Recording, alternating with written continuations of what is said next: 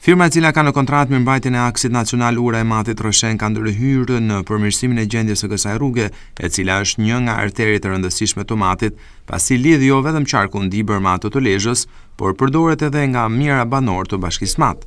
Rrestet e shiut e kishin kthyer gati të pakalueshme këtë rrugë për shkak të gropave të krijuara në të dhe shembjeve të shumta të dherave në disa pika të tij. Sa kaq me përmirësimin e kushteve atmosferike, firma mirëmbajtëse ka bërë ndërhyrje të përgjithshme duke mbushur gropat me zhavor dhe duke eliminuar gungat e krijuara nga amortizimi gjatë stinës së dimrit. Siç duket nga pamjet, segmentet më problematike si ai në Shosha, Zënish dhe në afërsitë të Urës së Urakës janë rehabilituar. Ndërhyrja në këtë formë ka edhe anën tjetër të medaljes. Banorët që jetojnë përgjatë kësaj rruge thonë jashtë se problemi në periudhën në vijim mbetet pluhuri i lartë që shkaktohet nga qarkullimi i automjeteve në përzhavor, tyme smog që mbulon gjithçka që nga banesat, bizneset e deri tek pemët frutore që i kanë anash rrugës. Ekspertët vijojnë të shprehen se ky aks nacional ka nevojë për një rihabilitim të plotë dhe cilësor, në mënyrë që problemet të zgjidhen një herë mirë, sikurse në aksin Burrel Klos.